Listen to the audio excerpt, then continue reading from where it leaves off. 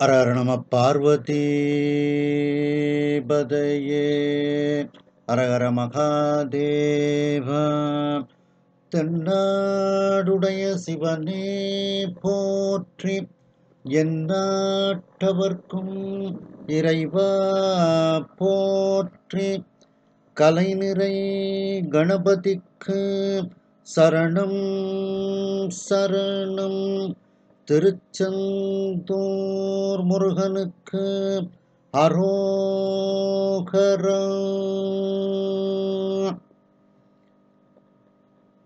திருவாவடுதுறை ஆதீன ஸ்ரீல ஸ்ரீ குருமகா சன்னிதானம் அவர்கள் பொன்னார் திருவடிகளை வணங்கியும், தருமபுர ஆதீனம் நட்சத்திர குருமணிகள் ஸ்ரீல ஸ்ரீ குருமகா சன்னிதானம் அவர்கள் பொன்னார் திருவடிகளை வணங்கியும், தருமபுர ஆதீன தென்மண்டல கட்டளை விசாரணை ஸ்ரீமத் மீனாட்சி சுந்தர தம்பிரான் சுவாமிகள் பொன்னார் திருவடிகளை வணங்கியும், இந்த திருவாசக சிந்தனையை சபனை நடத்தி கொண்டிருக்கக்கூடிய அம்மையார் மீனாம்பாள் பாலசுப்ரமணியம் அவர்களுக்கு வணக்கத்தையும் தெரிவித்து, இதை கூகுள் மீட்டில் சிறப்பாக நடத்தி கொண்டிருக்கக்கூடிய ஐயா பரமசிவம் நடராஜன் ஐயா அவர்களுக்கு வணக்கத்தையும் தெரிவித்து, வந்திருக்கக்கூடிய செண்பகவல்லி அம்மையார், வளர்மதி அம்மையார், திருமதி நடராஜன் பரமசிவம் அவர்கள் ஆகிய உங்கள் அனைவருக்கும் எனது அன்பான வணக்கத்தை தெரிவித்துக் கொள்கின்றேன்.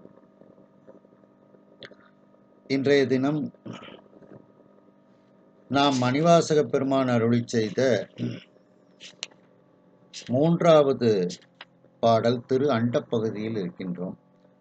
தில்லையில் அருளியது சிவனுடைய தூல சூக்குமத்தை வியந்தது. அண்டப்பகுதின்னுட்டு தொடக்கம் இருக்கிறதுனால, பாட்டு ஆரம்பிக்கிறதுனால அதையே தலைப்பாக கொடுத்துருக்காங்க. சிவபெருமானினுடைய நுட்பத்தன்மை, வியாபகத்தன்மை, அவனுடைய பெருமை, இதையெல்லாம் வியந்து வியந்து பாடியதுதான் இந்த அண்டப்பகுதி. அதில் நாம் சென்ற சிந்தனையில் 92வது வரி வரைக்கும் நாம் சிந்தித்தோம். 93வது வரியிலிருந்து நாம் சிந்திக்க வேண்டும்.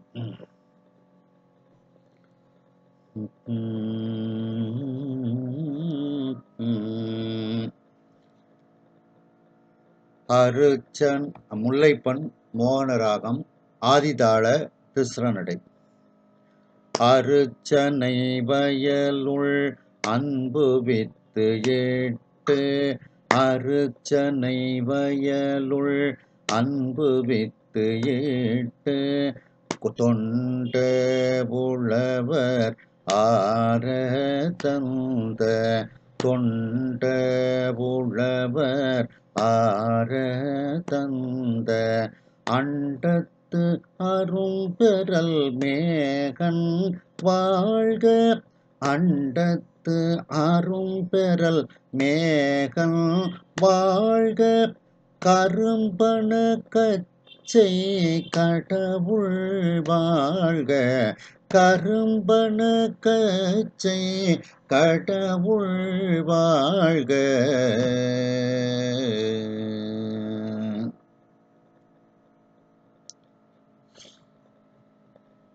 சென்ற சிந்தனையில் ஒரு முற்றுருவமாக இறைவன் நமக்கு மழையாக பொழிந்து தானியாதி வளங்களை எல்லாம் தருகின்றான்கிறத ஒரு முற்றுருவமாக மணிவாசக பெருமான் சொல்லிக்கொண்டே வருகின்றார்கள். அதில் சென்ற சிந்தனையில் அந்த குளத்தில் தண்ணீர் மேலும் மேலும் அதிகமாகி கொண்டு இருக்கின்றது. பாசனத்துக்கு தண்ணீர் வேண்டுமல்லவா, பயிர் விளைவிப்பதற்கு. அதை பார்த்து அந்த உழவர்கள் எல்லாம், தொண்டர்களாகிய உழவர்கள் மகிழ்ச்சி அடைகின்றார்கள் அப்படிங்கிறது வரைக்கும் சிந்தித்தோம். அடுத்து அர்ச்சனை வயலுள் அன்பு வித்திட்டு. அர்ச்சனை அப்படின்னா வழிபாடு அப்படிங்கிறதுக்கு தான் அது. இப்போ எல்லா அந்த அர்ச்சனைங்கிறதுல வழிபாடில் உள்ள அத்தனையும் அதில் வந்துவிடும். அர்ச்சனைங்கிறது ஒரு பொது பெயராக வழிபாடுங்கிற அர்த்தத்தில் இங்க சொல்லப்பட்டிருக்கு. அந்த வழிபாடுன்னா இறைவனைக்கு அந்த சரியை கிரியைகள்லாம் எல்லாமே அதுக்குள்ள வந்துடும். உழவாரப்பணி, இறைவனை பூஜை பண்ணுறது, பூ கட்டுறது, பூ பறிக்கிறது, இப்படி எல்லாமே அதில் வந்து வந்துடும். அப்படிப்பட்ட அந்த வழிபாடு அர்ச்சனை என்கின்ற அந்த வயல், அந்த வயலை இப்பொழுது நாம் செய்து அந்த வயலை பண்படுத்தி வைத்திருக்கின்றோம். குளத்துல தண்ணி இருக்கு, தண்ணீரை மடை வழியாக பாய்ச்சி கொள்ளலாம் நாம். அப்படிப்பட்ட அந்த பக்குவப்பட்ட தண்ணீர் தேங்கி இருக்கக்கூடிய அந்த வயல், வழிபாடு என்கின்ற வயல், அந்த வயலில் நாம் அன்பை விதையாக விதைக்கின்றோம். இறைவனிடத்தில் அன்பை விதையாக நாம் விதைக்கின்றோம். அன்பு வித்திட்டு, ஏன்னா அன்பும் சிவமும் இரண்டு என்பர் அறிவிலார், அன்பே சிவமாவது ஆறும் அறியிலார், அன்பே சிவமாவது ஆறும் அறிந்தபின் அன்பே சிவமாய் அமர்ந்திருந்தாரே அப்படின்ட்டு சொல்லப்படுகிறது. அப்படி அந்த இறைவனிடத்தில் நாம் வைத்திருக்கக்கூடிய அந்த அன்புதான் அங்கே விதையாக இருக்கின்றது. அந்த விதையை அதில் அந்த வயலில் நாம் விதைக்கின்றோம். இப்படி அந்த விதை அப்படியே வளர்ந்து வருகிறது, வளர்ந்து நமக்கு தானியங்களை கொடுக்கின்றது. அந்த விளைவுக்கு காவலாக யார் இருக்கின்றார்கள்? தொண்டர்கள் இருக்கின்றார்கள். அதான் தொண்ட உழவர், வெறுமன உழவர்னு போடாம தொண்ட உழவர். அதாவது நாம வழிபாடு செய்து கொண்டே இருக்கணும். செய்து கொண்டே இருக்கும் போதுதான் அந்த விதை முளைத்து நமக்கு அதிலிருந்து தானியங்கள் எல்லாம், பயன்பாடுகள் எல்லாம் நமக்கு கிடைக்கும். அதனால அந்த வழிபாடை செய்து கொண்டே அவர்கள் இருப்பதனால் அவர்கள் தொண்டர்களாகிய உழவர்கள். அப்படிப்பட்ட அந்த பக்குவப்பட்ட அந்த தொண்டர்களாகிய உழவர்கள் நமக்கு ஆற அப்படின்னா நுகர்வதற்காக எதை தருகின்றார்கள்? சிவபோகத்தை தருகின்றார்கள். அதிலிருந்து நமக்கு நல்ல ஒரு விளைச்சல்கள், நெல்லெல்லாம் கிடைக்கி அந்த நெல்லை வச்சு நாம இறைவனுக்கும் அந்த நைவேத்தியங்களை படைச்சு நாமும் சாப்பிட்டு அந்த அன்னமய கோஷம், அந்த உணவின் காரணமாக நம்முடைய வழிபாடுகளை பெருக்கி கொண்டு இப்படியே அது வந்து தொடர்கிறது. பட்னியா இருந்தா எந்த வழிபாடும் பண்ண முடியாது. சாப்பிட்டா தான் உழவார பணியே செய்ய முடியும். அப்போ அந்த விதையிலிருந்து நாம் நுகர்வதற்காக, அனுபவிப்பதற்காக எதை தந்தார்கள் அந்த தொண்டர்கள்? சிவபோகத்தை தந்தார்கள். அந்த சிவபோக பயனை துய்க்க தந்தார்கள். ஆறத் தந்த. இப்படி இதற்கெல்லாம் காரணம் யாரு? சிவபெருமான் தான். மழை பெய்யலைன்னா அந்த விளைச்சல் விளையாது. அதனால இதற்கெல்லாம் காரணமாக இருந்த அண்டத்து அரும்பெறல், இந்த அண்டத்திற்கு இருக்கக்கூடிய யாராலும் பெறற்கரிய, பெற முடியாத மேகனாக இருக்கக்கூடிய அந்த சிவபெருமான் வாழ்க. அண்டத்து அரும்பெறல் மேகன் வாழ்க. மேகன் அப்படின்னா நிறைய இடத்துல சிவபெருமானுக்கு பேரு மேகநாதன் அப்படின்னு பேர் இருக்கு. மேகலிங்க சுவாமி, மேகநாதர் அப்படின்ட்டுலாம் பேர் இருக்கு. இந்த கர்நாடகாவில் மஞ்சுநாதர் அப்படிம்பாங்க. மஞ்சுனா மேகம், நிறைய அங்கே மஞ்சுநாதர்னுட்டு கோயில் இருக்கும். அது அப்படிப்பட்ட யாராலும் பெற முடியாத இந்த அண்டத்தில் இருக்கக்கூடிய அந்த மேகனாக இருக்கக்கூடிய அந்த சிவபெருமான் வாழ்க, அவர் நீடூழி வாழ்க அப்படின்னுட்டு இதுல வந்து மணிவாசக பெருமான் அந்த முற்றுருவகத்தை இந்த இடத்துல நிறைவு செய்கின்றாங்க. அந்த மழையை எப்படி அது உருவாகி, எப்படி அது வந்து ஆறாக வந்து கால்வாய்களில் பாய்ந்து குளத்துல நிறைஞ்சு அதுக்கப்புறம் விதைச்சு நாம் எப்படி அந்த சிவபோகத்தை நாம் அனுபவிக்கின்றோங்கிறது வரைக்கும் ஒரு முற்றுருவமாக இது வரைக்கும் அவங்க வந்து சொல்றாங்க. இதை நாம இன்னும் கொஞ்சம் விரிவாக நாம் பார்க்கலாம். அர்ச்சனை வயல் அப்படின்னுட்டு. அப்ப அர்ச்சனைய வயல்னுட்டு சொல்லிடுறாங்க. வயல்னா அந்த வயலை வந்து முதல்ல நல்ல உழணும். உழுது அதுல தண்ணீரெல்லாம் தேக்கி வச்சு பக்குவப்படுத்தினதுக்கு அப்புறம் தான் அதுல வந்து விதைய விதைக்க முடியும். அப்ப இங்க வந்து அர்ச்சனை அப்படிங்கிறது அத வயல்னு சொல்றதுனால, அந்த வழிபாடுகள் எல்லாமே இப்பொழுது ஒரு வயலாக சொல்லப்படுகிறது. அர்ச்சனைனா நம்ம வந்து பூவால அர்ச்சனை பண்றது, நான் அப்படிங்கிறத மட்டும் எடுத்துக்கிட முடியாது. அதுல வந்து வழிபாடுகளுக்குரிய அத்தனையும் அதில் வந்து விடுகிறது. அர்ச்சனைனா பொதுவான பேராக இங்க வழிபாடு அப்படின்னு தான் இதுல வந்து சொல்லப்படுகிறது. அத அந்த அர்ச்சனை அப்படிங்கிறத நிறைய திருமுறைகள்ல, நிறைய பாடல்கள்ல வந்து சொல்லிக்கிட்டே வராங்க. திருஞான சம்பந்த பெருமான் 3ஆம் திருமுறையில சொல்லும்போது பார்த்தீங்கன்னா, எந்தமது சிந்தை பெரியாத பெருமான் என இறைஞ்சி இமையோர் வந்து துதி செய்ய வளர் தூபமொடு தீபம் அலிவாய்மையதனால் அந்தியமர் சந்தி பல அர்ச்சனைகள் செய்ய அமர்கின்ற அழகன் சந்தமலி குந்தழனன் மாதினொடு மேவுபதி சண்பை நகரே. பல இந்த சந்தியா காலங்கள்ல எல்லாம் இறைவனுக்கு அர்ச்சனைகள்னா இங்க வழிபாடு, அபிடேகம், அலங்காரம், தூபதீபம், நெய்வேத்தியம் எல்லாம் அதுக்கப்புறம் அர்ச்சனை. அப்படி அந்த அர்ச்சனைகள் செய்ய செய்ய அந்த இறைவன் அங்கே அழகாக அமர்ந்திருக்கின்றான் அப்படின்ட்டு. அதான் அர்ச்சனை வயல். மேலும் அதே 3ஆம் திருமுறையில ஞானசம்பந்த பெருமான் சொல்லும்போது பார்த்தீங்கன்னா,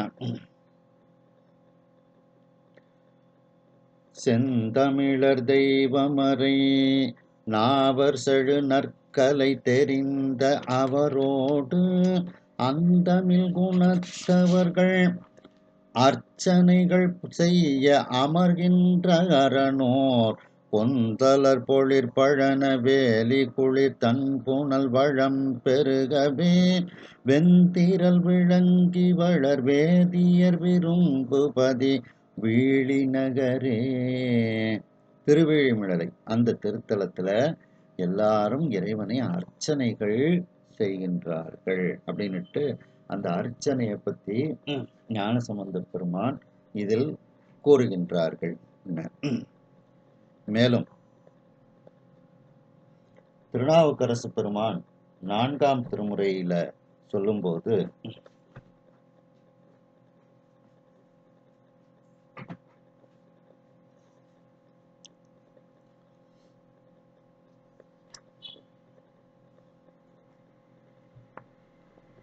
ஆதியேர் பிரமனார்தாம் அர்ச்சித்தாரடியினை கீழ் ஓதிய வேதனாவர் உணருமார் உணரலுற்றார் சோதியுள் சுடராய் தோன்றி சொல்லினை இறந்தார் பல்பூ கோதி வண்டரையும் சோலை குறுக்கை விரட்டனாரே.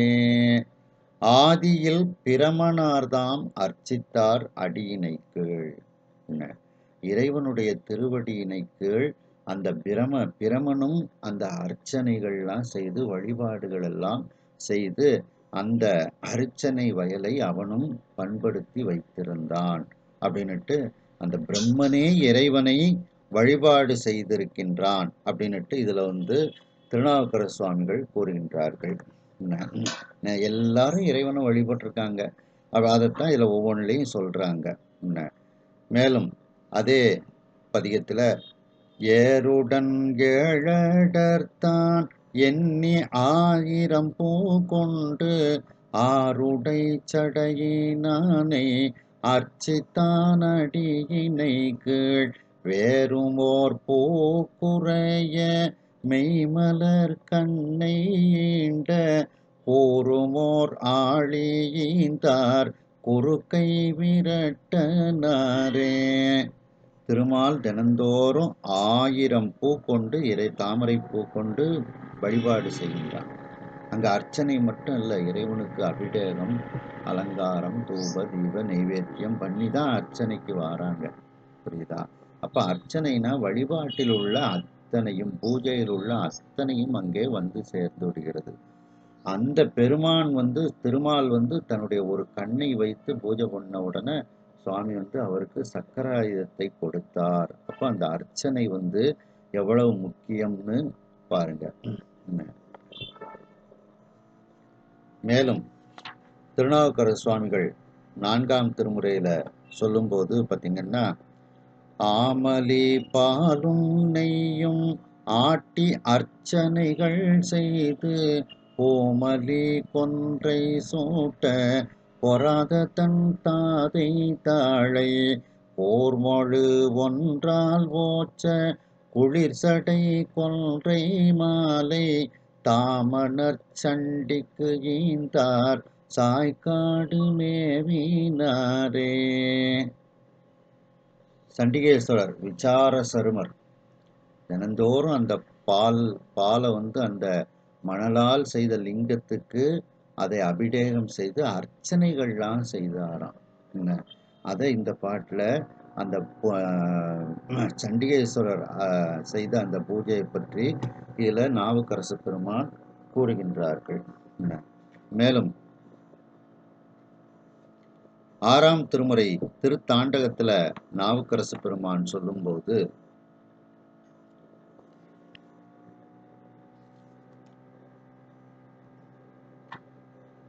பெருந்தவத்தம் பிஞகன்கான் பிறை சூடிகான் பேதையேன் வாதை ஒரு பிணியை தீர்க்கும் மருந்தவன்கான் மந்திரங்கள் ஆகினான்கான் வானவர்கள் தாம் வணங்கும் மாதேவன்கான் அருந்தவத்தான் ஆயிழையாள் உமையாள் பாகம் அமர்ந்தவன்கான் அமரர்கள் தாம் அர்ச்சித்து ஏத்த இருந்தவன்கான் எழிலாரும் பொழிலார் கச்சி ஏகம்பன்கான் அவன் என் எண்ணத்தானே. தேவர்களெல்லாம் இறைவனை அர்ச்சித்து வணங்குகின்றார்கள் அப்படின்னுட்டு இதுல அந்த தேவர்கள் இறைவனை வணங்குவதை பற்றி நாவுக்கரசு பெருமான் கூறுகின்றார்கள். மேலும் சுந்தரமூர்த்தி சுவாமிகள் சொல்லும்போது, இயக்கரு கிண்ணரரு யமனொடு வருணன் இயங்கு தீவழி ஞாயிறு திங்கள் மயக்கமில் புலி வானரம் நாகம் வசுக்கள் வானவர் தானவர் எல்லாம் அயற்பு ஒன்று இன்றி நின் திருவடி அதனை அர்ச்சித்தார் பெரும் மாறருள் கண்டு திகைப்பு ஒன்று இன்றி நின் திருவடியடைந்தேன் செழும்பொழில் திருப்பொன்கோருளானே. எல்லோரும் இறைவனை வழிபாடு செய்கின்றார்கள். இயக்கர் கிண்ணரர் யமனொடு வருணன் இயங்கு தீவழி ஞாயிறு திங்கள் மயக்கமில் புலி வானரம் நாகம் வசுக்கள் வானவர் தானவர் எல்லோரும் இறைவனை அர்ச்சனை செய்து அந்த அர்ச்சனை வயலை பண்படுத்தி வைத்திருக்கின்றார்கள் அந்த அனைவரும். மேலும் திருமூலர் திருமந்திரத்துல சொல்லும்போது,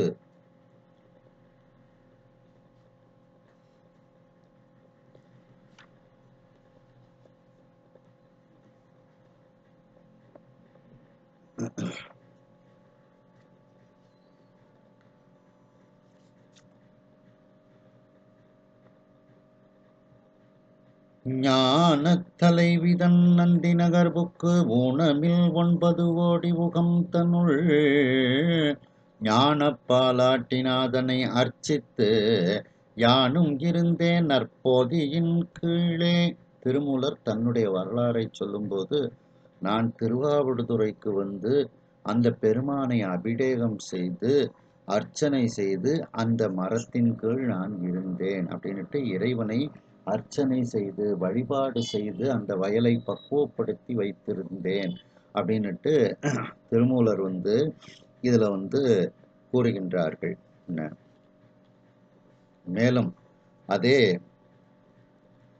இதுல 4ஆம் தந்திரத்துல 3வது தலைப்பு அர்ச்சனை அப்படின்னுட்டு ஒன்று சொல்லப்படுகிறது.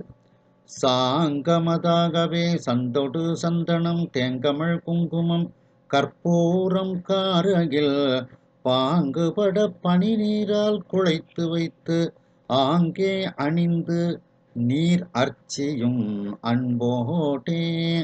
அந்த இறைவனுக்கு சந்தனம் குங்குமம்லாம் சாத்தி அவனை அழகு செய்து அலங்காரம் செய்து அர்ச்சனைகள் செய்யுங்கள் அப்படின்னுட்டு அர்ச்சனைனே ஒரு தலைப்பு இதுல இருக்கு. அப்ப அர்ச்சனைனா வழிபாட்டில் உள்ள அனைத்தும் அதில் வந்து சேர்ந்து விடும். மேலும் அந்த 5ஆம் தந்திரத்துல சொல்லும்போது சரியை அப்படிங்கிறதுல சொல்லும்போது பார்த்தீங்கன்னா, சார்ந்த மெய்ஞானத்தோர் தானவன் ஆகினோர் சேர்ந்த வெண்யோகத்தர் சித்தர் சமாதியோர் ஆய்ந்த கிரியையோர் அர்ச்சனை தப்பாதோர் நேர்ந்த சரியையோர் நீள் நிலத்தோரே. அர்ச்சனை தப்பாதோர், அந்த வழிபாட்டில் இருந்து நீங்காமல் இருக்கக்கூடியவர்கள், இவர்களெல்லாம் இந்த பூமியிலிருந்து இறைவனை வழிபட்டார்கள் அப்படின்னுட்டு திருமூலர் இந்த சரியைங்கிறதுல சொல்றாங்க. மேலும் அதே 10ஆம் திருமுறையில சொல்லும்போது குரு பூஜை, அதாவது 7ஆம் தந்திரத்துல குரு பூஜை, அதுல ஒரு பாட்டுல சொல்லும்போது பாத்தீங்கன்னா,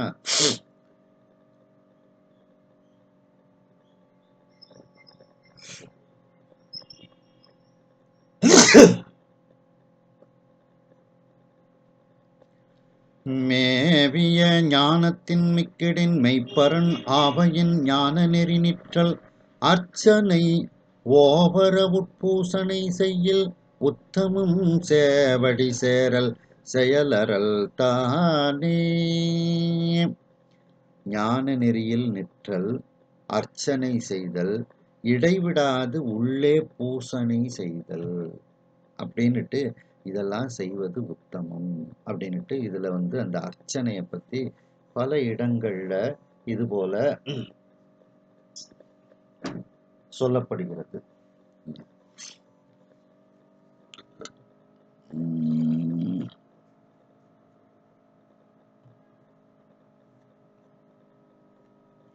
மேலும் 11ஆம் திருமுறையில சொல்லும்போது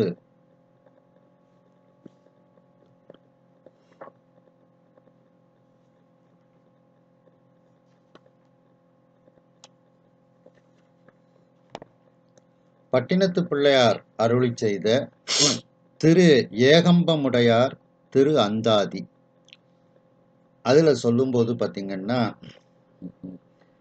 பெற்றுகந்தேன் என்றும் அர்ச்சனை செய்ய பெருகு நின் சீர் கற்றுகந்தேன் என் கருத்து இனிதா கட்சி ஏகம்பத்தின் பற்றுகந்து ஏறும் உகந்தவனே படனாக கச்சின் சுற்றுகள் தேர் விடைமேல் வருவாய் நின் துணையடியே.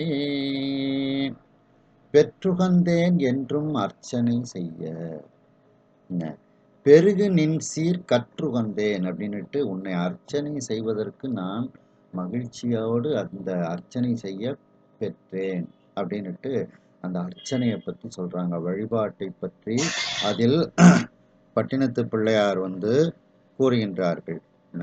மேலும்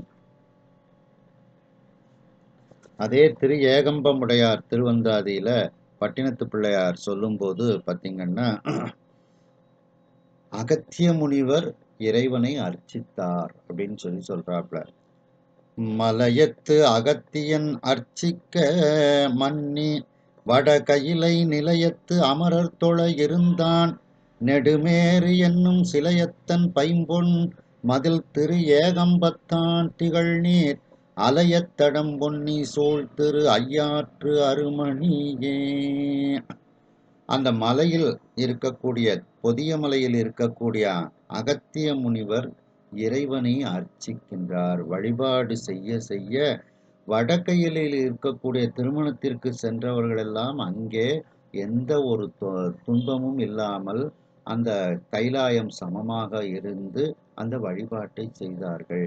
அப்போ இறைவனை வழிபாடு செய்வது அப்படிங்கிறது, அந்த அர்ச்சனை செய்வதுங்கிறது எவ்வளவு பெரிய ஒரு பலாபலனை நமக்கு கொடுக்கின்றது அப்படிங்கிறத இதுல வந்து சொல்றாங்க.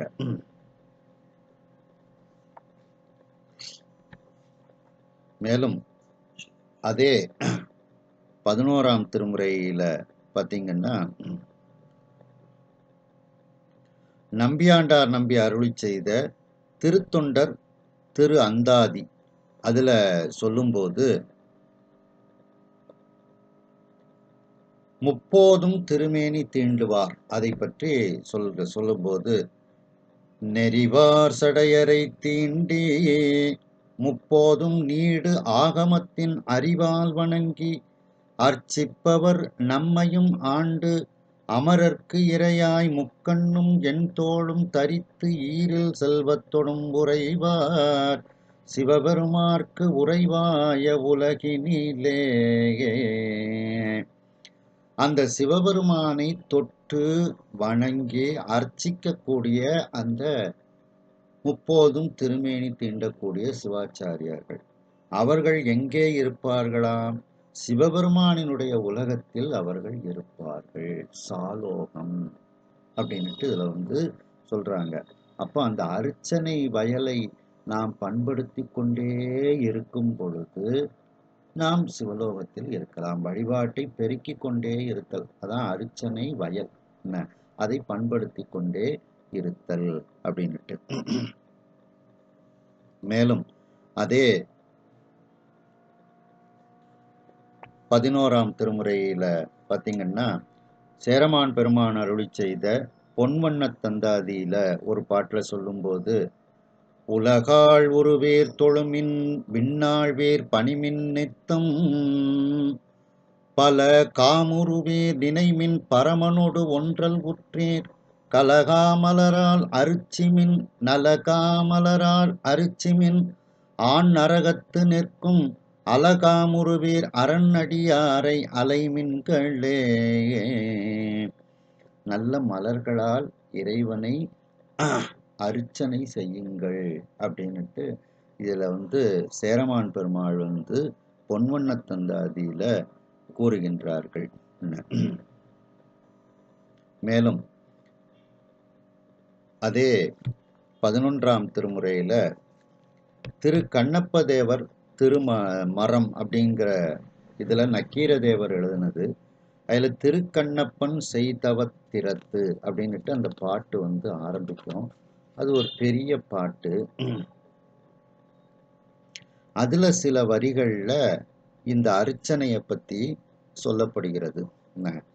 54வது வரியில சொல்லும்போது, அந்த சிவகோச்சரியார் அந்த குடுமித்தேவராகிய காலத்தியப்பருக்கு நல்ல மாலைகளை கொண்டு அலங்காரம் செய்து அர்ச்சனை செய்து அந்த சிறப்பான முத்திரைகளை எல்லாம் காட்டினார் அப்படின்ட்டு இதுல வந்து சொல்லப்படுகிறது. பட்டமாலையும் தூக்கமும் அலங்கரித்து அர்ச்சனை செய்தாங்கு அவனடி இறைஞ்சி திருந்த முத்திரை சிறப்பொடு காட்டி. அந்த சிவகோச்சரியார் முறைப்படி அர்ச்சனைகள் எல்லாம் செய்து அந்த காலத்தியப்பரை வணங்கினார் அப்படின்ட்டு இதுல வந்து சொல்லப்படுகிறது. அதே இதுல 73வது வரியிலையும் சொல்வது என்ன சொல்லப்பட்டிருக்கு அப்படின்னா, இங்க இவரு சிவகோச்சரியார் பூஜை நல்ல மாதிரி பண்ணிட்டு போவாங்க. கண்ணப்ப நாயனார் வந்து அவருடைய பூஜையை பண்ணுவார். அந்த பூஜையை பார்த்த உடனே காலையில வந்த உடனே இவருக்கு மனசு வேதனைப்படும். அப்ப சுவாமிகிட்ட வந்து அவர் முறையிடுகிறார். என்ன, பூசனை காணான் முடிமிசை ஏற்றிய துவர்கண்டு ஒளியான் மறித்தும் இவ்வாறு அர்ச்சனை செய்பவர் யாவர்கொல் என்று கரந்திருந்து அவன் அக்காணவன் வரவினை பரந்த காட்டிடை பார்த்து நடுக்குற்று. இப்படி அர்ச்சனை செய்யக்கூடியவன் யாரு அப்படின்னுட்டு சுவாமிகிட்ட வேண்டுகின்றார். அவனை பாரு, அவன் உடம்பெல்லாம் என் மீது பக்தி கொண்டவன், அவனுடைய உடலெல்லாம் என் மீது அன்பு உடையது அப்படின்னுட்டு சுவாமி சொல்றார். இந்த அர்ச்சனை கண்ணப்ப நாயனாரினுடைய அர்ச்சனை. அதே இதுல 115ல சொல்லும்போது அந்த சுவாமி இந்த மாதிரி அர்ச்சனை செய்தவங்க யாருன்னு எனக்கு காட்டி கொடு அப்படின்னுட்டு சிவகோச்சரியார் வேண்டுகின்றார். அப்ப சுவாமி என்ன சொல்றாரு, அவன் செய்யக்கூடிய அர்ச்சனையை நான் உனக்கு வழிபாட்டை, அர்ச்சனைன்னா அங்க வழிபாடு, அவன் செய்யக்கூடிய வழிபாட்டை நான் உனக்கு காட்டுகின்றேன், நீ இங்கே மறைந்து இருப்பாயாக அப்படின்னு சொல்லி கூறுகின்றார். இது எனக்கு உனக்கு அவன் கலந்ததோர் அன்பு காட்டுவன், நாளை நலம் திகழ் அர்ச்சனை செய்து ஆங்கு இருவென்று இறையவன் எழுந்தருளினன் அருளலும். நீ நாளைக்கு அர்ச்சனைகள் வழிபாடு செய்து மறைந்து இருப்பாயாக, நான் அவனுடைய அந்த பூஜையை உனக்கு நான் காட்டுகின்றேன் அப்படின்னுட்டு சுவாமி சொன்னாராம்.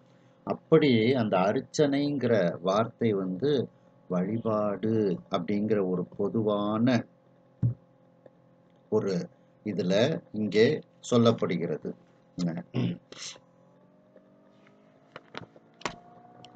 அப்படி அந்த அர்ச்சனை வயலுள், இந்த அர்ச்சனைங்கிறது பெரிய புராணத்துல நிறைய இடங்கள்ல சொல்லிக்கிட்டே வர்றாங்க.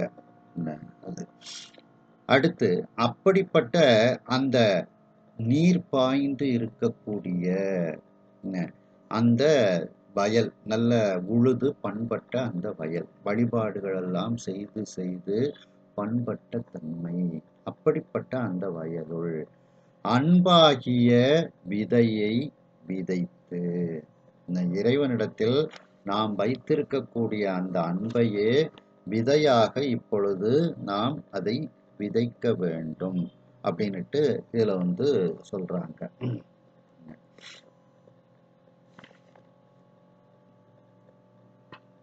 அப்ப அந்த அன்பாகிய விதை ஏன் அப்படின்னா, அன்பும் சிவமும் இரண்டு என்பர் அறிவிலார், திருமூலர் சொல்லும்போது, அன்பே சிவமாவது ஆறும் அறியிலார், அன்பே சிவமாவது ஆறும் அறிந்தபின் அன்பே சிவமாய் அமர்ந்திருந்தாரே அப்படிங்கிறதுனால அந்த அன்பு தான் இங்க விதை. இறைவனிடத்தில் நாம் அந்த அன்பாகிய விதையை அந்த வயலில் விதைக்க வேண்டும். அதாவது என்ன அப்படின்னா, வழிபாடு செய்யும் போதே அதுல நமக்கு அன்போடு அதனை நாம் செய்ய வேண்டும். ஏதோ கடமைக்கு அப்படின்னுட்டு செய்யக்கூடாது. ஒவ்வொரு வழிபாட்டிலும் நாம் இறைவனிடத்தில் அன்பை வைத்து கொண்டே அந்த வழிபாட்டை நாம் செய்ய வேண்டும் அப்படின்னுட்டு இதுல சொல்றாங்க. இத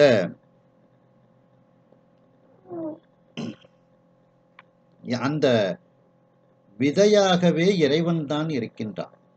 ஏன்னா அவன் அன்பு தானே, அன்பு வித்திட்டு அப்படின்னு சொல்றோம். அன்பு யாரு? இறைவன் தான். ஏன்னா அன்பும் சிவமும் ஒன்று, அன்பே சிவமாவது. அதனால அந்த விதையாகவே அன்பாகவே அந்த இறைவன் தான் இருக்கின்றான் அப்படின்னுட்டு, இறைவன் அந்த விதையாக இருக்கின்றான் அப்படிங்கிறத நிறைய திருமுறைகள்ல சொல்லப்படுகிறது. திருஞான சம்பந்த பெருமான் முதல் திருமுறையில சொல்லும்போது,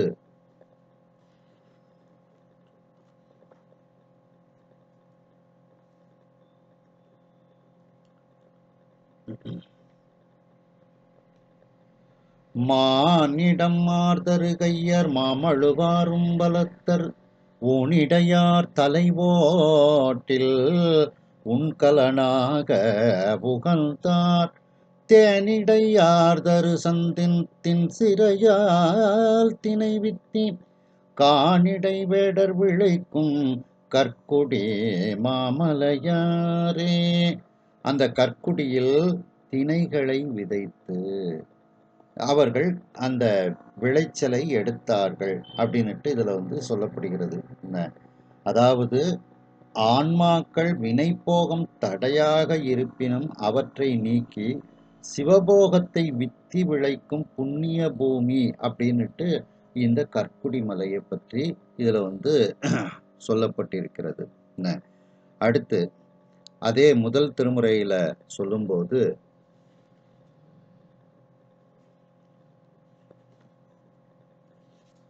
ஞானசம்பந்த பெருமான் சொல்லும்போது, பத்தி பேர் வித்திட்டே பரந்த ஐம்புலன்கள் வாய்ப்பாலே போகா மேகாவா பகையரும் பகை நினையா முத்திக்கே விக்கத்தே முடிக்கு முக்குணங்கள் வாய் மூடா ஊடானால் அந்த கரணமும் ஒரு நெறியாய் சித்திக்கே உய்த்திட்டு திகழ்ந்தமை பரம்பொருள் சேர்வார்தாமே தானாக செய்யும் அவன் உறையுமிடம் கத்திட்டோர் சட்டங்கம் கலந்திழங்கு நற்பொருள் காலேயோவாதார்மேவும் கழுமல வளநகரே. பத்தி பேர் வித்திட்டே. பத்தினா அன்பு. அந்த மிகப்பெரிய அன்பாகிய விதையை விதைத்து அதுக்கப்புறம் நம்முடைய புலன்வெளியில் நாம் செய்யாது 6 பகைகளையும் கடிந்து இப்படிலாம் அதில் வரிசையாக சொல்லப்பட்டு இருக்கிறது. அதில் முதல்ல சொல்லும்போது பக்தி அப்படிதான் அன்பு. அந்த அன்பு என்கின்ற விதையை விதைக்க வேண்டும். அதான் பத்தி பேர் வித்திட்டே அப்படின்னுட்டு இந்த முதல் பாட்டில் ஞானசம்பந்த பெருமான் முதல் திருமுறையில் சொல்கிறாங்க. மேலும் இரண்டாம் திருமுறையில ஞானசம்பந்த பெருமான் சொல்லும்போது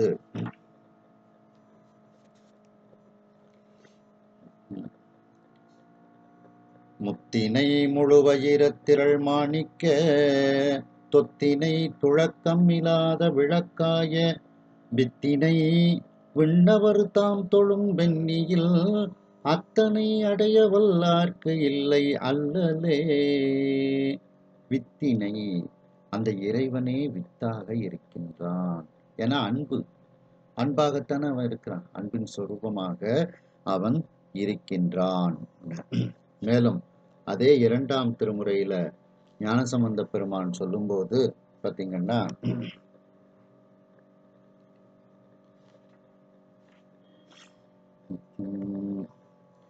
கொத்துலாவிய குழல் திகழ் சடையனை கூத்தனை மகிழ்ந்துள்கி தொத்துலாவிய நூலணி மார்பினர் தொழுதெழு கீழ்வேளோர் பித்துலாவிய பத்தர்கள் பேணிய பெருந்திரு கோயில் மண்ணு முத்துலாவிய வித்தினையே துமின் முடுகிய இடர்போமே.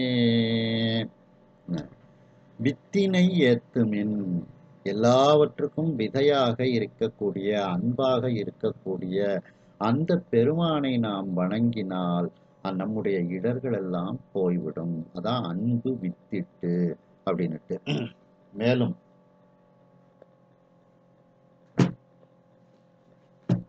திருநாவுக்கரசு பெருமான் 4ஆம் திருமுறையில சொல்லும்போது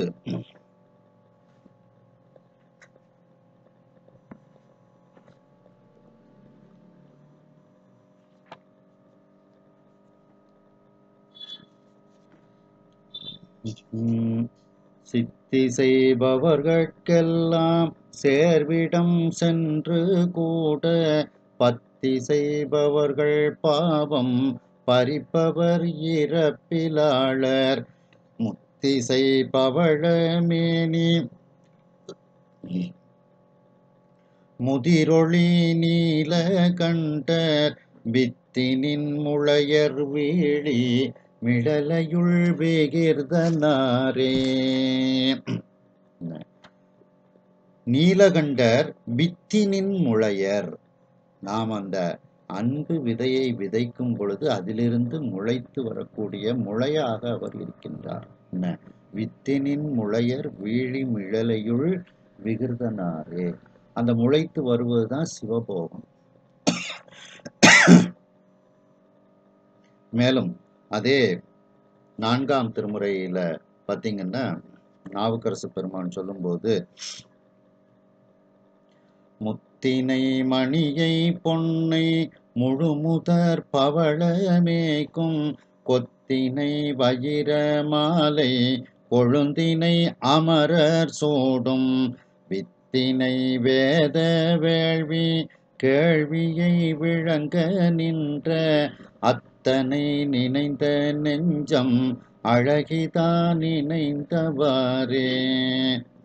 அமரர் சூடும் வித்தினை, தேவர்களெல்லாம் தங்களுடைய தலையில் வைத்திருக்கக்கூடிய வித்தாக, அவனுடைய திருவடி வித்தாக இருக்கிறது, விதையாக இருக்கிறது. அப்படிப்பட்ட அந்த அன்பு சொரூபமான அந்த திருவடியை தேவர்களெல்லாம் தங்களுடைய தலையில் அந்த வித்தை வைத்திருக்கின்றார்கள் அப்படின்னுட்டு நாவுக்கரசு பெருமான் இதில் கூறுகின்றார்கள். மேலும் 5ஆம் திருமுறையில நாவுக்கரசு பெருமான் சொல்லும்போது, முத்தினை முதலாகிய மூர்த்தியை வித்தினை விளைவாய விகிர்தனை கொத்தலரு பொழில் சூழ்தரு கோழிலி அத்தனை தொழ நீங்கும் நம் அல்லலே. வித்தினை விளைவாய விகிர்தனை, அவனே விதையாகவும் அதிலிருந்து வரக்கூடிய விளைச்சலாக சிவபோகமாகவும் அவன் இருக்கின்றான் அப்படின்னுட்டு இந்த 5ஆம் திருமுறையில நாவுக்கரசு பெருமான் கூறுகின்றார்கள். மேலும் அதே 5ஆம் திருமுறையில சொல்லும்போது பார்த்தீங்கன்னா, முன்னை ஞான முதல் தனி வித்தினை பின்னை ஞான பிறங்கு சடையனை என்னை ஞானத்து இருள் அறுத்து ஆண்டவன் தன்னை ஞான தழையிட்டு வைப்பனே. முன்னை ஞான முதல் தனி வித்தினை, அந்த ஒப்பற்ற விதையாக அந்த பெருமான் இருக்கின்றார் அப்படின்னுட்டு, அந்த வித்தாகவே இறைவன் தான் இருக்கின்றான் அப்படின்னுட்டு சொல்றாங்க. மேலும் திருநாவுக்கரசு பெருமான் 6ஆம் திருமுறையில சொல்லும்போது,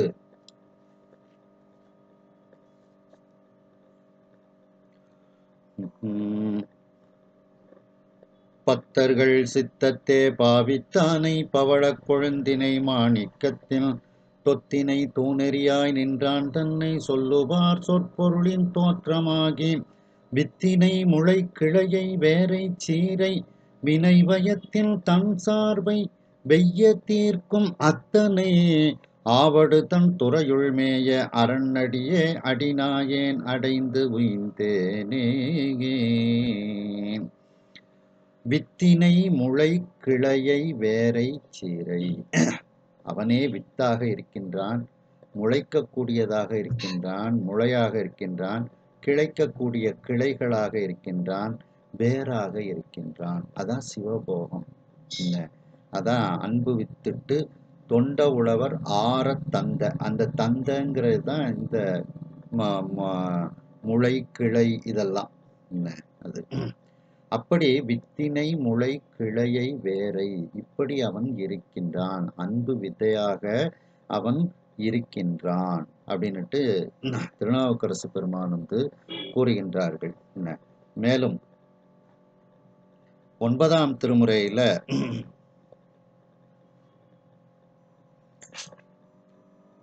மேலும் 4ஆம் திருமுறையில திருநாவுக்கரசு பெருமான் இன்னும் சொல்லும்போது பார்த்தீங்கன்னா,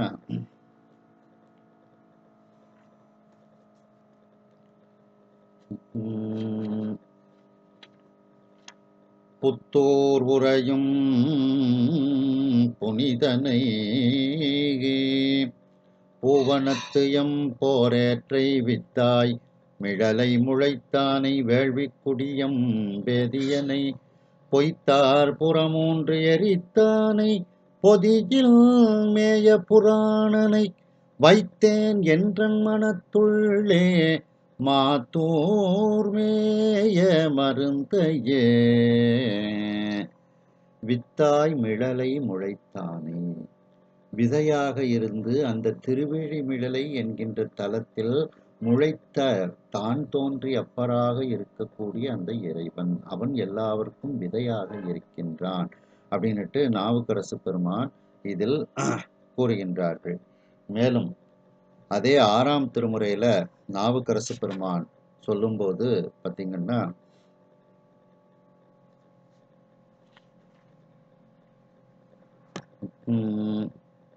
வித்தாம் முளையாகும் வேறேதானாம் வேண்டும் உருவமாம் விரும்பி நின்ற பத்தாம் அடியார்க்கு ஓர் பாங்கனுமாம் பால் நிறமுமாம் பரஞ்சோதி தானாம் தொத்தாம் அமரர்கணம் சூழ்ந்து போற்ற தோன்றாது என் உள்ளத்தின் உள்ளே நின்ற கத்தாம் அடியேற்கும் காணா காட்டும் கண்ணாம் கருகாவூர் எந்தை தானே.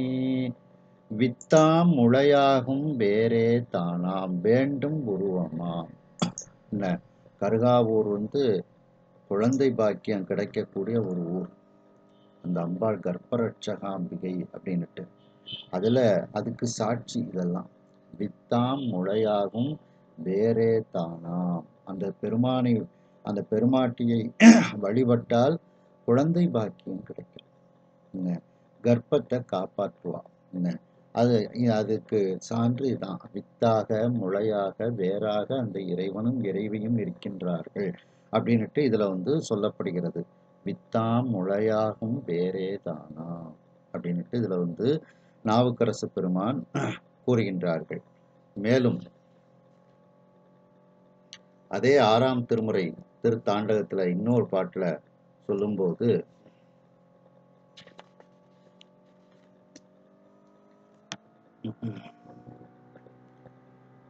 வைத்தானை வானோர் உலகமெல்லாம் வந்திரைஞ்சி மலர் கொண்டு நின்று போற்றும் வித்தானை வேண்டிட்டு ஒன்று ஈவான் தன்னை விண்ணவர்தம் பெருமானை வினைகள் போக உய்த்தானை ஒலி கங்கை சடைமேல் தாங்கி ஒளித்தானை ஒரு பாகத்து உமையோடு ஆங்கே பொய்த்தானை புண்ணியனை புனிதன் தன்னை பொய்யிலியை பூந்துருத்தி கண்டேன் நானே. வானோர் உலகமெல்லாம் வந்து இறைஞ்சி மலர் கொண்டு நின்று போற்றும். அதான் அர்ச்சனை வயல். அந்த வயலில் வித்தாக, அன்பு வித்தாக அவன் இருக்கின்றான். வித்தானை. அதற்கப்புறம் வேண்டிற்று ஒன்று ஈவான் தன்னை. அந்த வேண்டிற்று ஒன்று ஈவான் தான் ஆரத்தந்த, தொண்ட உழவர் ஆரத்தந்த. ஆரன நுகருவதற்கு, தந்தன சிவபோகம். அதான் வேண்டுவதையெல்லாம் அவன் தந்தான். வேண்டுவார் வேண்டுவதே ஈவான் கண்டாய். அதான் வேண்டிற்று ஒன்று ஈவான் தன்னை அப்படின்ட்டு இதுல நாவுக்கரசு பெருமான் கூறுகின்றார்கள். மேலும் 9ஆம் திருமுறையில சொல்லும்போது, பூந்துருத்தி நம்பிகாட நம்பி சொல்லும்போது பார்த்தீங்கன்னா, பத்தியாய் உணர்வோர் அருளை வாய் மடுத்து பருகுதோர் அமுதம் பொத்தவர்க்கே தித்தியாயிருக்கும் தேவர்கள் இவருதம் திருவுரு இருந்தவா பாரே. சத்தியாய் சிவமாய் உலகெல்லாம் படைத்த தனி முழு முதலுமாய் அதற்கு ஓர் வித்துமாய் ஆரூர் ஆதியாய் வீதி விடங்கராய் நடம் புலாவினரே. சத்தியாய் சிவமாய் அதற்கு ஓர் வித்துமாய் உலகலாம் படைத்த தனி முழு முதலுமாய் அதற்கு ஓர் வித்துமாய், அதற்கு ஒரு விதையாக அந்த இறைவன் இருக்கின்றான் அப்படின்னுட்டு அந்த விதையாகவே இறைவன் இருக்கின்றான். அதான் அன்பு வித்திட்டு, அன்பை நாம் விதையாக அந்த வயலில் விதைக்க வேண்டும் அப்படின்னுட்டு இதுல சொல்லப்படுகிறது. மேலும் 11ஆம் திருமுறையில சொல்லும்போது பார்த்தீங்கன்னா,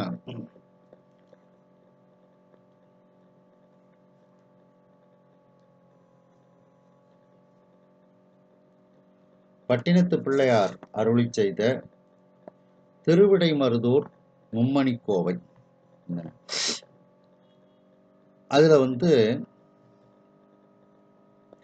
முதல்ல என்ன சொல்றாங்க அப்படின்னா, நாம அந்த உழவை செய்து பக்திங்கிற வழிபாடு அந்த வயலை பக்குவப்படுத்தி அதில் அன்பு விதையை விதைக்கும் போது அதிலிருந்து ஒரு கனி கிடைக்கிறது. அதான் மருத மாணிக்க தீங்கனி கிடைக்கின்றது. அதுதான் சிவபோகம். அதை நமக்கு ஆறத்தந்த நுகர்வதற்காக தந்த அந்த மேகன், அந்த சிவபெருமான் அப்படிங்கிற கருத்து இதில் அப்படியே இந்த பாட்டில் சொல்லப்படுகிறது. உழப்பின் வாரா உறுதிகள் உளவோ கழப்பின் வாரா கையற உளவோ அதனால் நெஞ்சப்புணத்து வஞ்சக்கட்டையை வேறற அகழ்ந்து பக்குவப்படுத்துறது. வஞ்சனைகளை பூரா வேரோட பிடுங்கி எடுத்து நெஞ்சப்புணம், நெஞ்சமாகிய அந்த வயல் போக்கி தூர்வை செய்து அந்த குழியை தூர்த்து தோண்டி எடுத்தோன்னு திரும்ப அந்த குழியை நல்ல மண்ணுகளெல்லாம் போட்டு தூர்வை செய்து அன்பு என் பாத்தி கோலி, அன்புங்கிற பாத்தியை அமைத்து முன்புற மெய்யனும் எருவை விரித்தாங்கு, உண்மைங்கிற எரு அதையெல்லாம் இது உரமாக இட்டு ஐயமில் பத்தி தனிவித்திட்டு அந்த குற்றமில்லாத அந்த பக்தி தான் இங்க அன்பு. அதான் அன்பு வித்திட்டு அந்த மணிவாசக பெருமான் சொன்னதையே அப்படி இதுல பட்டினத்து பிள்ளையார் கூறுகின்றார்கள். பத்தி தனி வித்திட்டு அந்த அன்பு, அந்த பக்திங்கிற ஒப்பற்ற விதையை அந்த பாத்தியில இட்டு நித்தலும் ஆர்வ தென்னீர் பாய்ச்சி, தினந்தோறும் தண்ணீரை பாய்க்கணும். அதான் குளத்து நிறைய நமக்கு தண்ணீர் தேங்கி இருக்கு. பாய்ச்சி நேர் நின்று தடுக்குனருக்கு அடங்காது இடுக்கன் செய்யும் பட்டி அஞ்சினுக்கு அஞ்சி, பொறியடக்கம்னு நம்ம பார்த்தோம். நிறையகில் அதான் அந்த 5 பேரும் 5 பொறி புலன்கள்லாம் நமக்கு எதிரிகள் தான். அதையெல்லாம் நாம